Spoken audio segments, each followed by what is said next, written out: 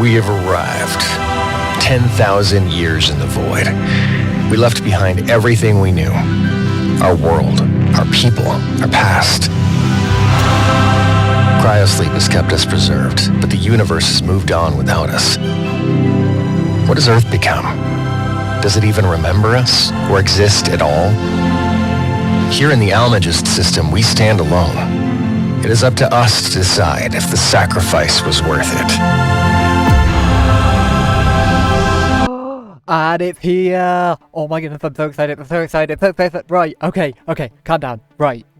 So, first thing we're going to go through, as always, is we're going to look at the start. So, first thing, okay, is we have immediately, firstly, okay, shout out to Zurich Legion, Captain Jackson, everyone else, and also my commenter as well, Jim Clayton, who called out that the 10,000 light years was probably how long it took to get there, roughly, from Earth, and that this whole thing was the colony mission to the Ranaghast system. So yeah, shout out to all of those who managed to clock that. And here we do have a massive shot of the colony ship, but first we're going to look at the rest of it. So the Bering project. Now, what is Bering? Okay, or Bering, I'm not entirely sure how that's fully said, but correct me in the comments if I'm wrong. Now, immediately went on to Google, took a bit of messing around because it's also the name of like some seas and straits. But it refers to Vitus Johannesson Bering, who was a Danish-Russian explorer and cartographer. So, he led 2 Russian expeditions, mainly the first Kamchatka expedition to explore the Asian Pacific coast, and the Great Northern expedition, which also did much of the same, or it's also known as the second Kamchatka exploration. So he's basically just a very kind of famous explorer. Interesting pick considering the geopolitical events at the time, but here we are. But yes, so he also has like armies and straits and seas named after him and that sort of thing. Anyway, moving on, we have humanity's greatest journey, 10,000 years in cryosleep, the first wave arrived. Now, that's interesting because it means there's possibly second waves on the way. So I'm not sure if that's going to be the next one or like the potential next video where we're just going to have a time skip to the second one because there is the other one coming.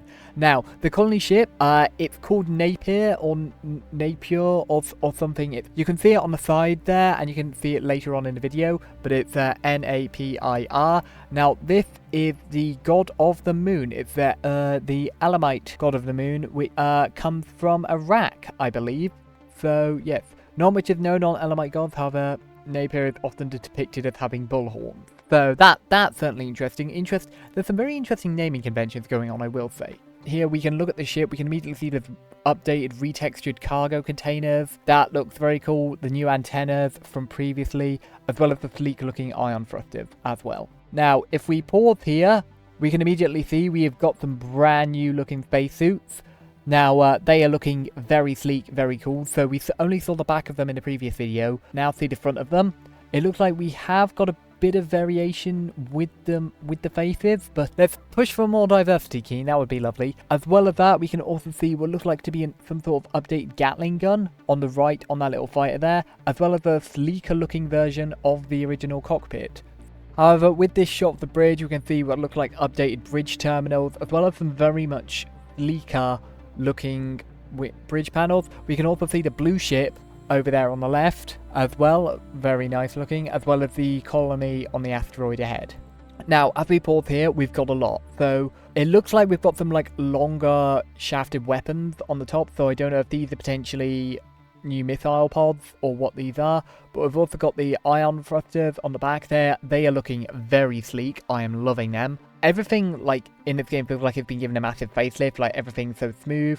It also looks like we've got some refinery and other blocks here. Now, the way this is kind of framed makes me think this is the updated interior to the blue ship. Anyway, on the right, it looks like we've got an updated... The way that's got glass paneling around it, kind of like the refineries, kind of makes me think like this could be a new refinery or new assembler.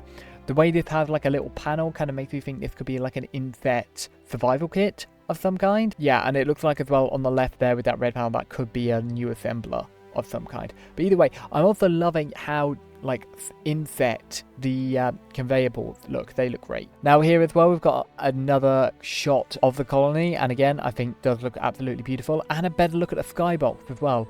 Look at the detailing. It's fantastic.